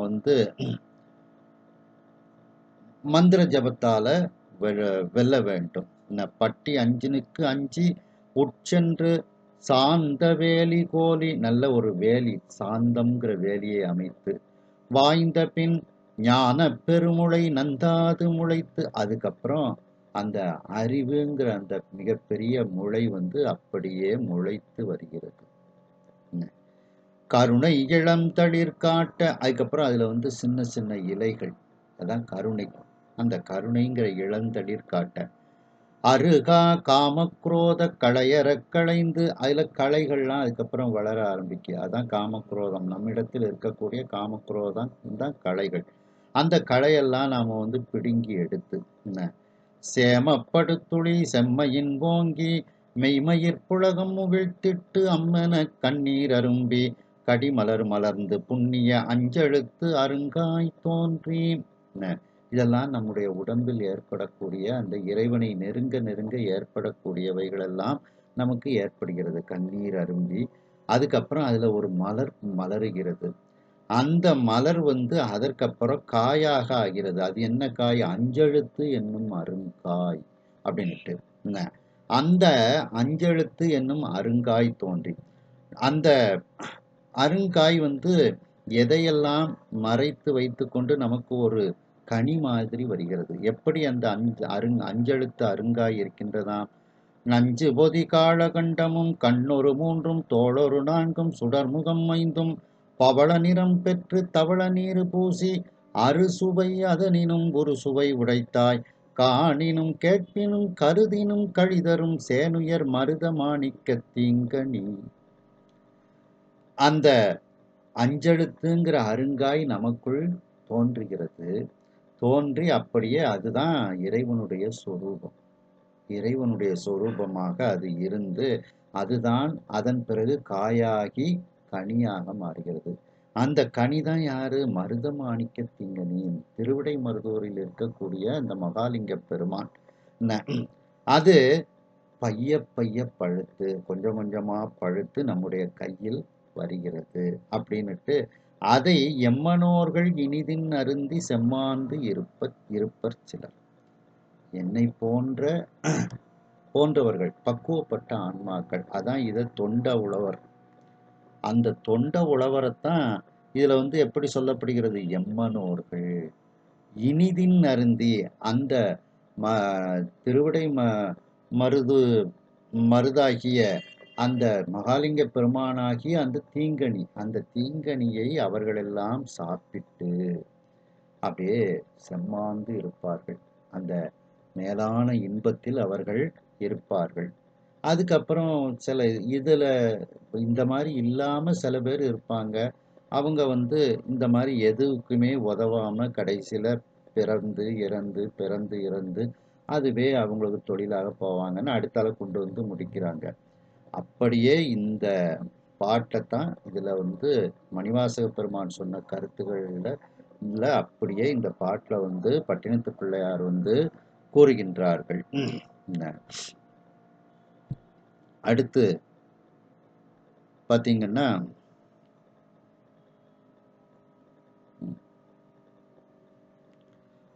மேலும் சேக்கிழார் அருளிய பெரிய புராணம், பெரிய புராணத்துல பார்த்தோம்னா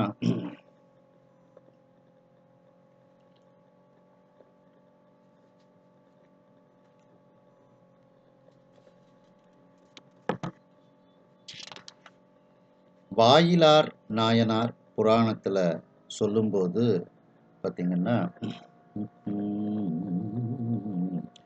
அதாவது மயிலாப்பூர்ல இருக்கக்கூடிய வாயிலார் நாயனார் அவரை பத்தி சொல்லும்போது, மறவாமையானமைத்த மனக்கோயில் உள்ளிருத்தி உறவாதி தனை உணரும் ஒளிவிளக்கு சுடரேற்றி இரவாத ஆனந்தம் எனும் திருமஞ்சனம் மாட்டி அறவானர்க்கு அன்பு என்னும் அமுது அமைத்து அர்ச்சனை செய்வார். அதாவது அந்த சிவபெருமானுக்கு அபிடேக அலங்காரங்கள் எல்லாம் செய்து, அதான் அர்ச்சனை வயலுள். அதற்கப்புறம் அந்த விதை வந்து நமக்கு விளைச்சலாக கிடைக்கிறது. அந்த விளைச்சலை நாம் இறைவனுக்கு அமுதமாக, அன்புங்கிற அமுதமாக சமைத்து இறைவனுக்கு நெய்வேத்தியமாக நாம் படைக்கின்றோம். அந்த எதை விதைச்சோமோ அதுதான் நமக்கு கிடைக்கும். தினைய விதைச்சா தெனை கிடைக்கும், வினைய விதைச்சா வினை கிடைக்கும். இங்க நாம வந்து அன்புங்கிற விதைய விதைச்சோம். அதே அன்புங்கிற விதை நமக்கு திரும்ப நிறைய கிடைத்து, அதனால அன்பு என்னும் அமுது அமைத்து அர்ச்சனை செய்வார். வெறுமனே அமுதுன்னு போட்டிருக்க வேண்டியதுதானே? அன்பு என்னும் அமுது. ஒரு நெல்லை போட்டா அது பல நெல்லா நமக்கு கிடைக்கும், அதுல இருந்து அரிசி கிடைக்கும். அதைத்தான் அன்பு என்னும் அமுதுன்னு சொன்னதுனால, இது வந்து அந்த அன்புங்கிற விதைய விதைச்சதுனால அதிலிருந்து மீண்டும் அந்த அன்பு என்கின்ற விதைகள் நிறைய கிடைத்து, அதை நாம் அமுதமாக இறைவனுக்கு சமர்ப்பணம் செய்கின்றோம், நைவேத்தியமாக சமர்ப்பணம் செய்கின்றோம். அப்படி அந்த வாயிலார் நாயனார் இறைவனுக்கு அந்த நைவேத்தியங்களை எல்லாம் செய்தார் அப்படின்னுட்டு இதுல வந்து சொல்லப்படுகிறது. அடுத்த பாட்டு பார்த்தீங்கன்னா, அகமலர்ந்த அர்ச்சனையில் அண்ணலார் தமை நாடும் நிகழவரும் அன்பினால் நிறை வழிபாடு ஒழியாமே திகழ நெடுநாள் செய்து சிவபெருமான் அடிநிழற்கீழ் புகழமைத்து தொழுது இருந்தார் புண்ணியமை தொண்டனார். இப்படி அகமலர்ந்த அர்ச்சனை, அதான் அர்ச்சனை வயலுள். அந்த பெருமானை, சிவபெருமானை நிறைய நாட்கள் வழிபாடு செய்து அந்த வழிபாட்டின் பயனாக அந்த இறைவனுடைய திருவடி நீளக்கீழ் அவர் இருந்தார். அதான் சிவபோகம். அடுத்த பாட்டு பார்த்தீங்கன்னா, நீராறும் சடையாரை நீடுமன ஆலயத்துள் ஆராத அன்பினால் அர்ச்சனை செய்து அடியவர்பால் பேராத நெறிபெற்ற பெருந்தகையார் தமை போற்றி சீராரும் திருநீடூர் முனையடுவார் திறம் உரைப்பாம். அந்த சிவபெருமானை மன ஆலயத்தில் அப்படியே அன்பினால் அர்ச்சனை செய்து இந்த பேற்றை அந்த வாயிலார் நாயனார் பெற்றார். அந்த சிவபோகத்தை பெற்றார் அப்படின்னுட்டு இதுல வந்து சேக்கிழார் வந்து பெரிய புராணத்துல சொல்றாங்க. அப்படி அந்த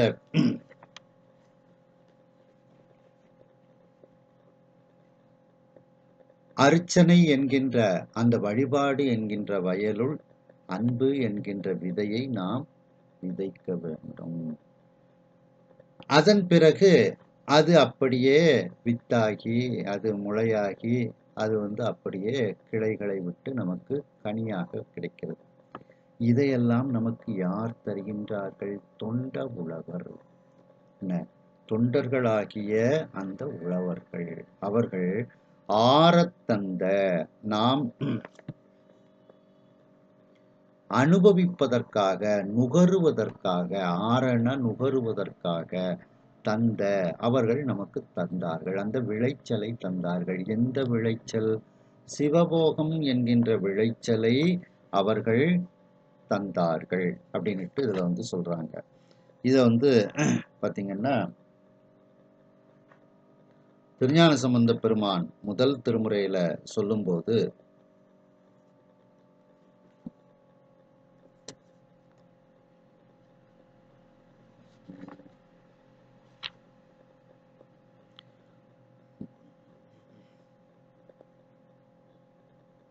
மாறுதிர்வரு திரிபுரம் எரித்து நீரது வாக்கிய நிமலன் நகரு நாருடை நடுபவர் உழவருடும் சேருடை வயலணி சிவபுரமே.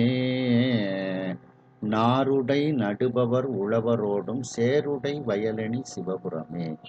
அந்த சிவபுரத்தில் அந்த நாற்றுக்களை எல்லாம் நட்டு கொண்டு அவர்கள் அந்த உழவர்கள் எல்லாம் அவர்கள் இருக்கின்றார்கள் அப்படின்னுட்டு அந்த உழவர்களை பற்றி இதில் சொல்லப்படுகிறது. மேலும் அதே முதல் திருமுறையில சொல்லும்போது பார்த்தீங்கன்னா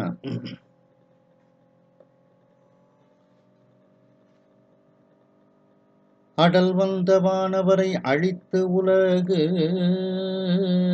தெளித்து உழலும் மரக்கர்கோமான் மிடல் வந்த 20 தோள் நெறிய விரல் பணிகொண்டோன் மேவும் கோயில் நடவந்த உழவர் இது நடவொணாவகை பரலாய் தென்று தொன்று கடல் வந்த சங்கீன்ற முத்துவயல் கரை குவிக்கும் கழுமலமே. திருக்கழுமலம் சீர்காழியில உழவர்கள்லாம் நடவு வேலைகள்லாம் செய்கின்றார்கள், உழவு தொழிலை செய்கின்றார்கள். ஆனா அங்க நிறைய முத்துக்கள், ஏன்னா கடலும் கடல் சார்ந்த பகுதி, அதனால சங்குகள் முத்துக்கள் எல்லாம் அங்கே கரையில் குவித்து வைத்திருக்கின்றதாம். அது அப்படிப்பட்ட வளம் வாய்ந்த சீர்காழி அப்படின்னுட்டு அந்த உழவர்களை பற்றி இதில் கூறுகின்றார்கள் ஞானசம்பந்த பெருமான். மேலும் திருநாவுக்கரசு பெருமான் 4ஆம் திருமுறையில சொல்லும்போது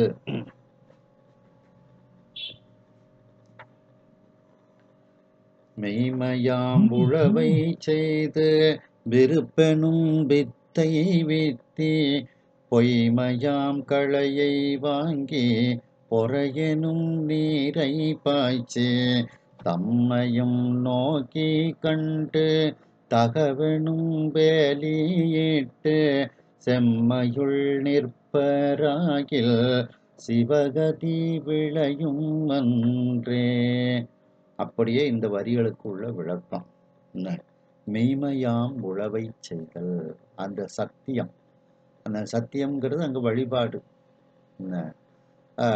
அதான் அந்த அர்ச்சனை வயல், அதான் மெய்மையாம் உழவை செய்து அந்த வயல்களை உழுது போடணும், சத்தியம். விருப்பெனும் வித்தை வித்தி, அந்த விருப்புங்கிறது தான் இங்க அன்பு. அப்படிப்பட்ட அந்த விருப்பு என்கின்ற விதையை அங்கே விதைத்து, சரி அதுல கொஞ்சம் பொய்மை களைகள்லாம் வரும், நம்முடைய புலன்கள் ஐம்பொறிகள்லாம் களையா அங்க வளரும், அதையெல்லாம் நீக்கி பொய்மையாம் களையை வாங்கி பொறை எனும் நீரை பாய்ச்சி, பொறுமை, அந்த பொறுமைங்கிற இதுல இருந்து அந்த நீரை எல்லாம் அந்த வயலுக்கு பாய்ச்சி கொண்டே இருக்க வேண்டும். அங்க குளத்துல இறைவனுடைய அருள் உருவ நீர் அப்படியே தேங்கி இருக்கிறது. அதை மடை வழியாக அப்பப்போ தேவைக்கு ஏற்றாற் போல பாய்ச்சி கொண்டே இருக்க வேண்டும். பொறையெனும் நீரை பாய்ச்சி தம்மையும் நோக்கி கண்டு. அதாவது நாம சரியா இருக்கிறோமா அப்படிங்கிறத நாம பார்த்துக்கிடணும். அதாவது தம்மை உணர்ந்து தமையுடைய தன்னுணர்வார் அப்படின்னுட்டு சிவஞான போகத்துல எல்லாம் சொல்லப்படுகிறது. அப்படி நான் தன்னை உணர்ந்து நாம் நம்மை நல்வழிப்படுத்தி கொள்ள வேண்டும். தம்மையும் நோக்கி கண்டு தகவு எனும் வேலையிட்டு இது தகுந்தது இது தகாதது அப்படிங்கிறத தீர்மானம் பண்ணி அந்த வயலுக்கு வேலியை இட்டு செம்மையுள் நிற்பராகில் அந்த செம்மைத்தன்மையோடு இறைவனிடத்தில் பக்தியோடு அவர்கள் இருந்தால் அங்கே சிவகதி விளையும். அதான் தொண்ட உழவர் ஆற தந்தன்னா அந்த சிவபோகம். எதை தருகின்றார்கள்? அந்த சிவபோகத்தை தருகின்றார்கள். இங்கே சிவகதின்னு சொல்றாங்க. என்ன செம்மையுள் நிற்பராகில் சிவகதி விளையும் அன்றே அப்படின்னு இந்த பாட்டுக்கு அப்படியே இது ஒரு விளக்கமாக இது இருக்கின்றது.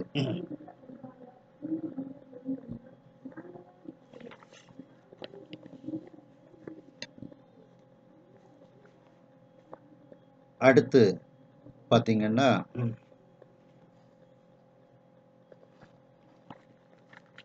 ஆற அப்படின்னா தொண்ட உழவர் அந்த அடியார்களாகிய அந்த உழவர்கள் அவர்கள் நமக்கு அந்த சிவபோகத்தை அவர்கள் தருகின்றார்கள்.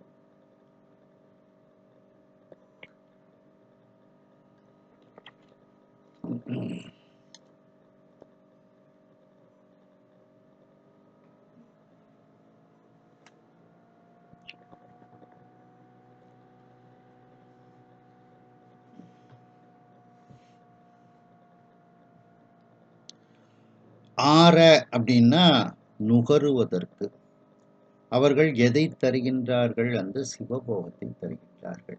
அந்த விளைச்சலை அவர்கள் தருகின்றார்கள் அப்படின்ட்டு இதுல சொல்லப்படுகிறது. இத பெரிய புராணத்துல வச்சு நாம பார்த்தோம் அப்படின்னா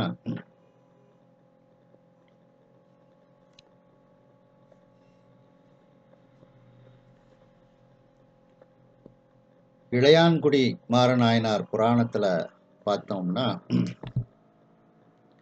அந்த இளையான்குடி மாறநாயனார் அடியார்களுக்கு எப்படி அமுது செய்விப்பாராம் அப்படின்ட்டு அதுல சொல்லப்படுகிறது. கொண்டு வந்து மனை புகுந்து குலாவு பாதம் விளக்கியே மண்டு காதலின் ஆதனத்திடை வைத்து அர்ச்சனை செய்தபின் உண்டி 4 விதத்தில் 6 சுவை திறத்தினில் ஒப்பிலா அண்டர் நாயகர் தொண்டர் இச்சையில் அமுது செய்ய அழித்துள்ளார்.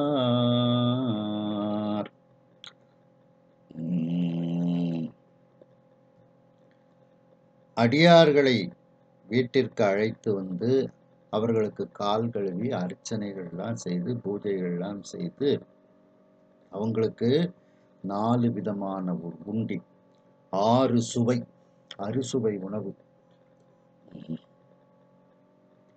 இதையெல்லாம் அந்த அடியார்களுக்கு அந்த இளையான்குடி மாறநாயனார் கொடுத்தார்.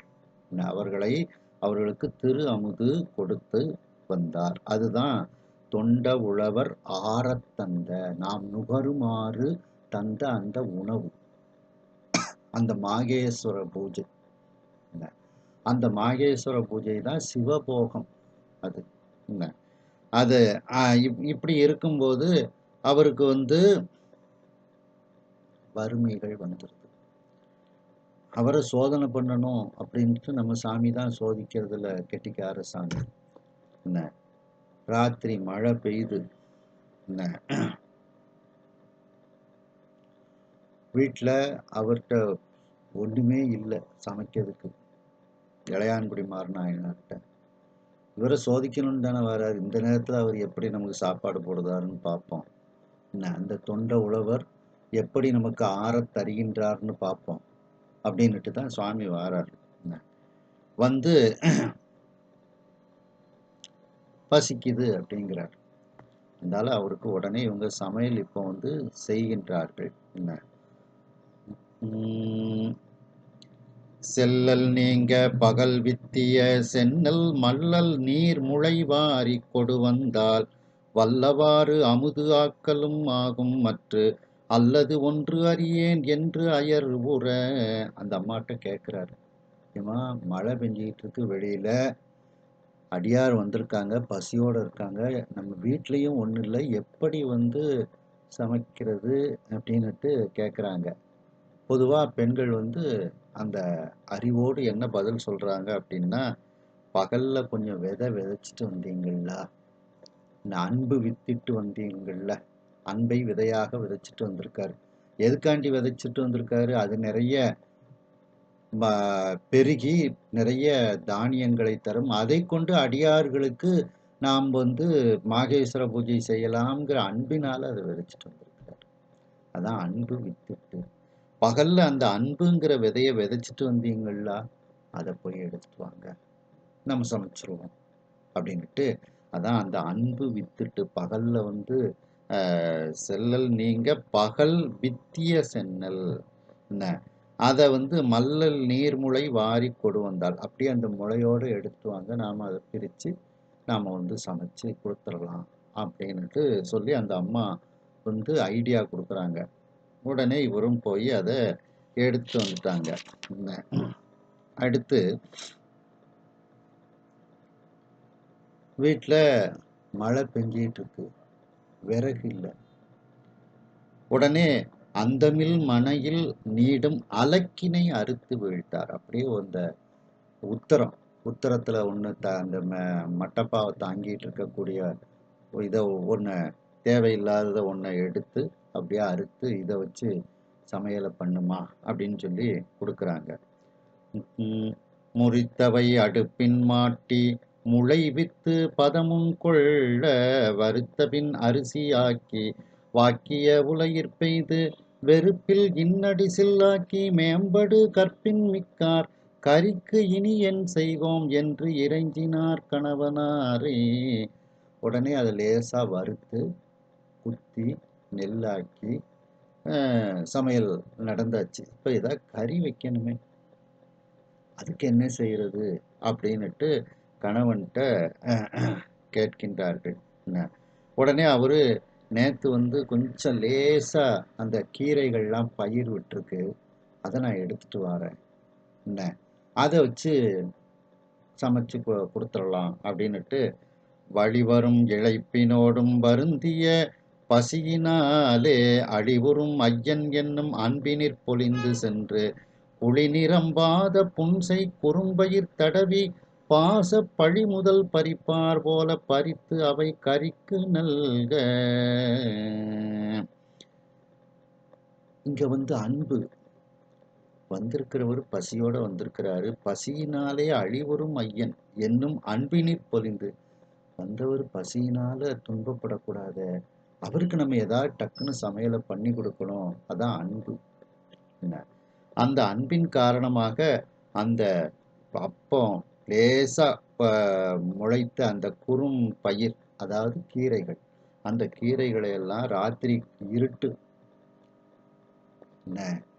கரண்ட் கிடையாது அந்த காலத்துல, வெளிச்சம் கிடையாது, டார்ச் லைட்டு கிடையாது, வெளியில மழை வேற பெஞ்சிட்டு இருக்கு, அந்த தடவி தடவி பார்த்து அந்த குழியிலிருந்து அந்த கீரைகளை எல்லாம் எடுத்துக்கொண்டு வந்து கொடுக்குறாங்க.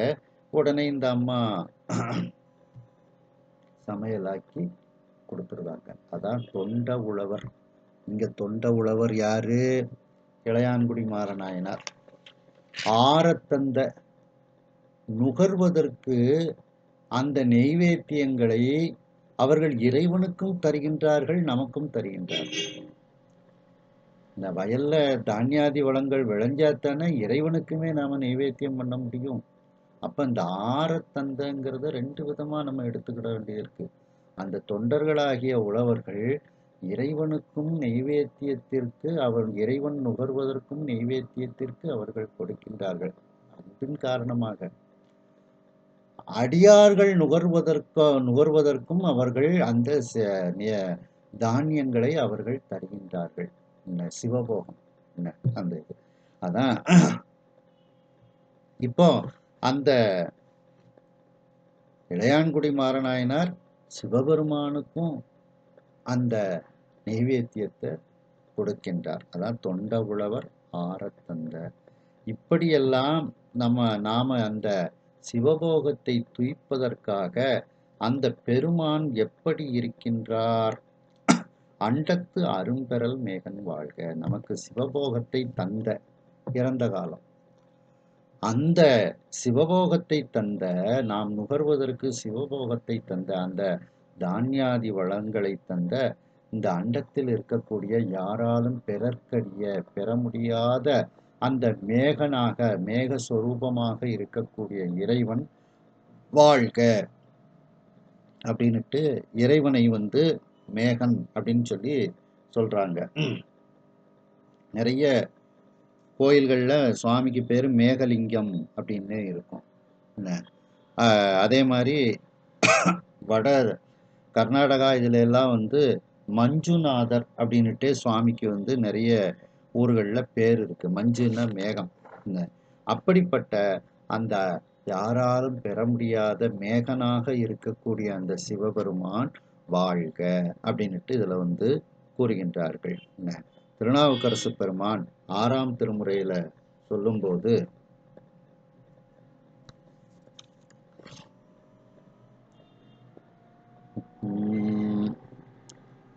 கண்ணவன்கான் கண்ணொளி சேர் காட்சியான்கான் கந்திருவம் பாட்டிசையில் காட்டுகின்ற பன்னவன்கான் பன்னவற்றின் திரளானான்கான் பழமாகிச் சுவையாகிப் பயக்கின்றான்கான் மன்னவன்கான் தீயவன்கான் நீரானான்கான் வந்து அலைக்கும் மாறுதன்கான் மழை மேகம் சேர் விண்ணவன்கான்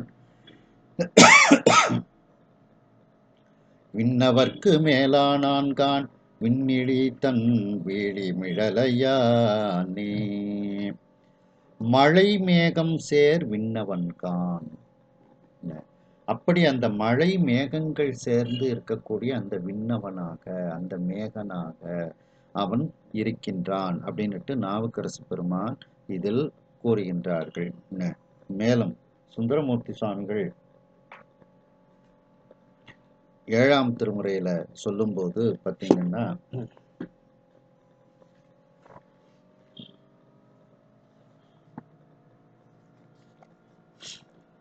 ஒரு மேகமுகிலாகி ஒத்துலகம் தானாய் ஊர்வனவும் நிற்பனவும் ஊழிகளும் தானாய் பொறுமேவு கடலாகி போதங்களைந்தாய் புனைந்தவனை புண்ணியனை பொறிசடையினானை திருமேவு செல்வத்தாத்தி மூன்றும் வளர்த்த திருத்தக்க அந்தணர்கள் ஓது நகர் எங்கும் கருமேதி செந்தாமரை மேயும் கழனி காநாட்டு முள்ளூரில் கண்டு தொழுதேனே.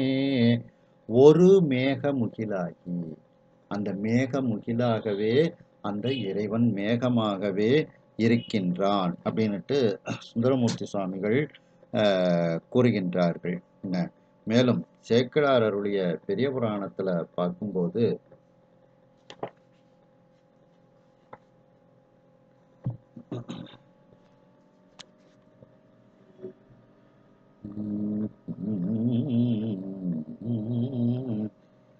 ஏகமாம் சிவமெஞ்ஞானம் இசைந்தவர் வலப்பாலேதே நாகமார் பணப்பேரல்குள் நற்றவ கொழுந்து அன்னாரை மாகமார் சோதி மல்க மன்னி வீற்றிருந்த வெள்ளை மேகமோடு இசையும் மின்னு கொடியென விளங்க வைத்தார். திருஞான சம்பந்த பெருமான் கல்யாணம். திருஞான சம்பந்த பெருமான் எப்படி இருக்கின்றாராம்? வெள்ளை மேகமாக அவர் இருக்கின்றார். வெள்ளை மேகமாக அவர் இருக்கின்றார். அதுல சொல்லும்போது, மாகமார் சோதி மல்க மன்னி வீற்றிருந்த வெள்ளை மேகம். அப்படி அந்த வெள்ளை மேகமாக, இங்கேயும் மேகன் அப்படின்னு சொல்லும்போது வெள்ளை மேகத்தை குறிப்பதாகவும் தான் நம்ம எடுத்துக்கிட வேண்டியிருக்கு. ஏன்னா இதற்கு முந்தைய வரிகள்லேயே கார்முகிலின் தோன்றி அப்படின்னுட்டு சொல்லியாச்சு. கருமையான முகிலாக அவன் தோன்றினான் அப்ப இங்க மழையெல்லாம் பெஞ்சு குளமெல்லாம் நிறைஞ்சு நாம சிவபோகத்தை நமக்கு தந்துட்டார். அப்ப இப்ப வந்து இத வெள்ளை மேகமாகத்தான் எடுத்துக்கிடணும். அப்ப மேகன் அப்படின்ட்டு அதை இங்க சொல்லும்போது வெள்ளை மேகமோடு இசையும். எதனால வெள்ளை மேகம்னு சொன்னாங்க ஞானசம்பந்தர் அப்படின்னா, அந்த ஞானசம்பந்த பெருமான் கார்மேகமாக இருந்து எல்லா பலன்களையும் நமக்கு கொடுத்துட்டார். கொடுத்ததுனால இப்ப வந்து அவர் வந்து வெள்ளை மேகமாக, ஏன்னா திருமணம் முடிஞ்ச உடனே அவங்க வந்து முக்திக்கு போறாங்க. அதனால இங்க வந்து வெள்ளை மேகம்னுட்டு கொடுத்துருக்காங்க. அப்படி ஞானசம்பந்த பெருமான் வெள்ளை மேகத்தை போல அங்க வீற்றிருந்தாராம். பக்கத்துல அந்த அம்மையார் ஞானசம்பந்தரினுடைய துணைவியார் மின்னல் கொடி போல, மின்னக்கூடிய கொடி போல அவர்கள் இருந்தார்களாம். வெள்ளை மேகமோடு இசையும் மின்னு கொடி என விளங்க வைத்தார். 2 பேரும் பக்கத்துல இருக்காங்க. ஞானசம்பந்தர் வெள்ளை மேகமாக, பக்கத்தில் மின்னு கொடியாக அந்த அம்மையார் இருக்கின்றார்கள் அப்படின்னுட்டு ஞானசம்பந்தர அந்த மேகன் அப்படிங்கிற அர்த்தத்துல இதுல வந்து சொல்றாங்க. அப்படி அண்டத்து அரும்பெறல் மேகன் வாழ்க. அந்த நாம் பெறற்கரிய மேகமாக இருக்கக்கூடிய, முதலில் கார்மேகமாக இருந்து இப்பொழுது அருள் செய்த மேகமாக இருக்கக்கூடிய அந்த சிவபெருமான், அந்த சிவபெருமான் வாழ்க அப்படின்னுட்டு இதுல வந்து சொல்லப்படுகிறது.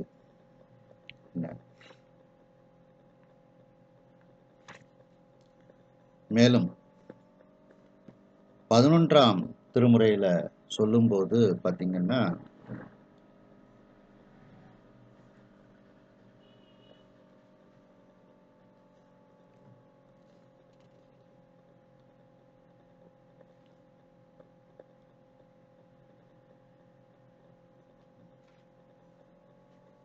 அதுலேயும் வந்து இந்த விதை அப்படிங்கிறத பற்றி சொல்லப்படுகிறது.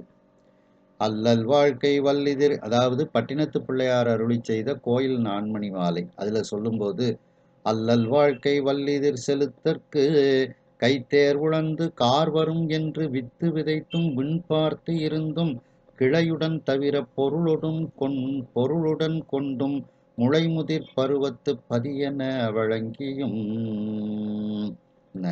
அதாவது கரிய மேகம் வரும் என்று விதையை விதைச்சு ஆகாயத்தை பார்த்து கொண்டு இருக்கின்றார்கள் அப்படின்னுட்டு அந்த விதையை பற்றி சொல்லும் பொழுது இதில் சொல்லப்படுகிறது. மேலும் அதே 11ஆம் திருமுறையில சொல்லும்போது நம்பியாண்டார் நம்பி அருளி செய்த திருத்தொண்டர் திரு அந்தாதியில சொல்லும்போது இளையான்குடி நாயனாரை பற்றி சொல்லும் பொழுது, இயலா இடை சென்ற மாதவர்க்கு இன்னமுதா விதைத்த வயலார் முளை வித்து வாரி மனை அலக்கால் வறுத்து செயலார் பயிர் விழுந்தீங்கரி ஆக்கும் அவன் செழுநீர் கயலார் இளையான் குடியுடை மாரண்யம் கற்பகமே. நாம் இந்த பெரிய புராணத்துல இளையான்குடி மாரநாயனாரை சிந்தித்த அதே கருத்து தான் இதுல சுருக்கமா சொல்றாங்க. புரியுதா? இயலா விடை அப்படின்னா கொடுக்க முடியாத நேரம், செய்ய முடியாத நேரம், வெளியில மழை பெய்யுது, சோன்னு பெய்யுது, அதான் இயலா விடை. அழிக்க முடியாத அந்த சந்தர்ப்பத்தில் சென்ற மாதவர்க்கு வீடு தேடி போறாரு சுவாமி சோதிக்கிறதுக்கு. அந்த அமுதாக விதைத்த அந்த வயலார் முளை வித்து, அந்த வித்தை வாரி எடுத்துக்கொண்டு அந்த உத்தரத்துல உள்ள கம்பை அறுத்து விறகாக ஆக்கி அந்த சிறு சிறு கீரைகளை பறித்து வந்து அந்த பெருமானுக்கு சமைச்சு கொடுத்தாங்க அப்படின்னுட்டு இதுலயும் வந்து அந்த இளையான்குடி மாரநாயனாரை பற்றி சொல்லப்படுகிறது. மேலும் இறைவனை அம்பிகையே வணங்குகின்றார்.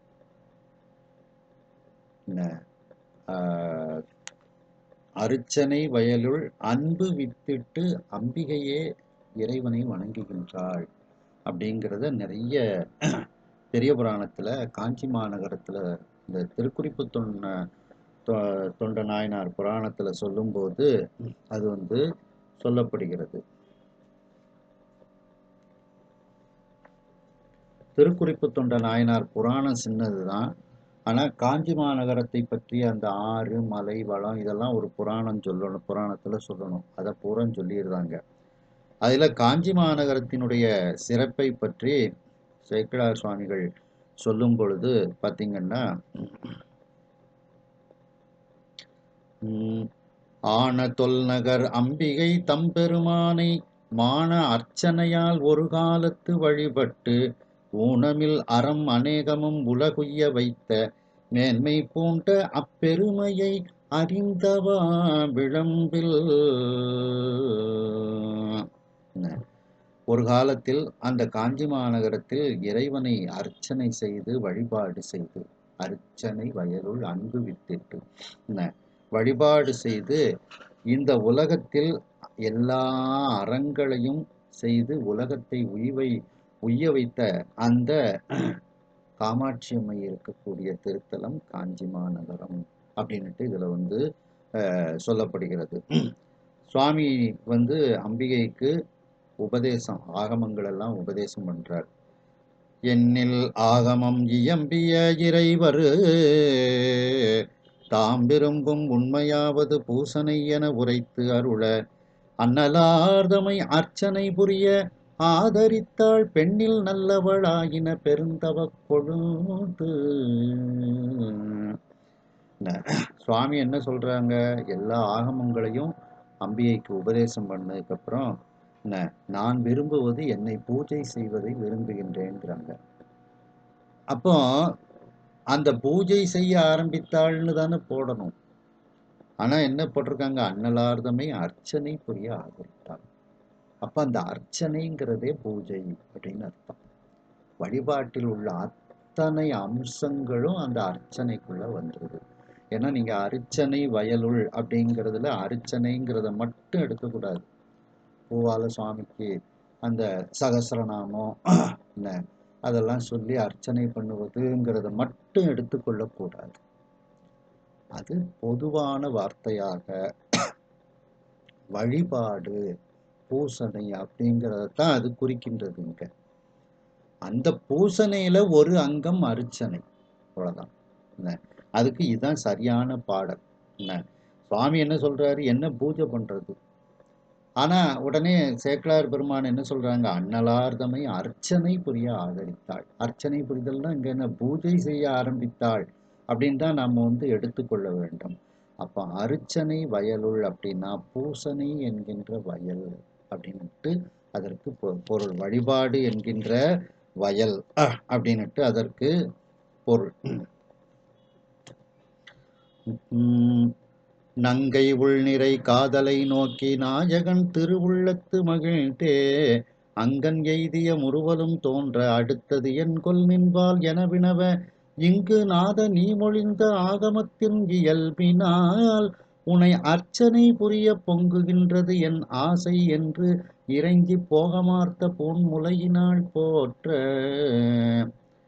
உடனே அம்பிகை மீண்டும் சொல்றா, நீ எனக்கு ஆகமங்களை எல்லாம் சொல்லி தந்த, அந்த ஆகமங்கள்லாம் உன்னை பூஜை செய்வதற்குரிய சட்ட திட்டங்களை எல்லாம் சொல்லுகிறது. என்னுடைய உள்ளமும் உன்னை அர்ச்சனை புரிய விரும்புகிறது அப்படின்னு சொல்றாப்ல. அப்ப இங்கேயும் அர்ச்சனை அப்படிங்கிறது என்னது, வழிபாடு பூசனை அப்படின்ட்டு தான் இதுல மொத்தத்துக்கும் தான் சொல்லப்படுகிறது. என்ன ஆகமத்தின் இயல்பினால் உன்னை அர்ச்சனை புரிய பொங்குகின்றது என் ஆசை. அப்ப அர்ச்சனை அப்படிங்கிறது வழிபாடு பூசையத்தான் குறிக்கிறது அப்படின்ட்டு. அதுல ஒரு அங்கம் வந்து அந்த 108 நாமாக்கள், 1008 நாமாக்கள், 300 நாமாக்களை சொல்லி நாம அர்ச்சனை பண்ணுவது. அது உடனே அம்மை வந்து அர்ச்சனை செய்கின்றார்கள். சுவாமி வந்து அம்பிகைக்கு அந்த வெள்ளத்தை எல்லாம் கம்பை நதியில வரவழைச்சு, அதுக்கப்புறம் அம்பாள் பயந்து சுவாமியை வந்து நெருங்கி அணைத்து கொள்கின்றார் அப்படிங்கிற இதெல்லாம் வந்து இதுல வந்து சொல்லப்படுகிறது. அப்ப இதுல இருந்து நமக்கு அர்ச்சனை அப்படின்னா வழிபாடு அப்படிங்கிறது நமக்கு தெரிகின்றது. பூஜை வழிபாடு இதுதான் அர்ச்சனை அப்படிங்கிறதுக்கு. ஏன்னா நீங்க அர்ச்சனைங்கிறதுக்கு அந்த 108 அர்ச்சனை, 300 அர்ச்சனை, 1000 அர்ச்சனை அப்படிங்கிற மாதிரிலாம் நீங்க அதுக்கு அர்த்தம் எடுக்கிறது அது ஒரு ஒரு பக் ஒரு ஒரு பகுதி, அவ்வளவுதான். ஆனா அர்ச்சனைங்கிறது இங்க பூஜை வழிபாடு அப்படிங்கிறது எல்லாத்துக்கும் உள்ள ஒன்று. மேலும் களரிற்றறிவார் புராணத்துல சேக்கிழார் பெருமான் சொல்லும்போது பார்த்தீங்கன்னா, சேரமான் பெருமாளை பத்தி சொல்றாங்க. நீடும் உரிமை பேரரசால் நிகழும் பயனும் நிறைதவமும் தேடும் பொருளும் பெருந்துணையும் தில்லை திருச்சிற்றம்பலத்துள் ஆடும் கடலே என தெளிந்த அறிவால் எடுத்த திருப்பாதம் கூடும் அன்பில் அர்ச்சனை மேற்கொண்டார் சேரர் குலப்பெருமான். அந்த சிதம்பரத்தில் உள்ள நடராஜ பெருமானினுடைய திருவடியை நாம் சென்று சேர வேண்டும் அப்படிங்கிறதுனால அர்ச்சனையை மேற்கொண்டார் அப்படின்னுட்டு சேரமான் பெருமாளை பத்தி சொல்லப்படுகிறது. அப்ப இங்க அர்ச்சனைங்கிறது எது? வழிபாடு, பூசை. அதுக்கப்புறம்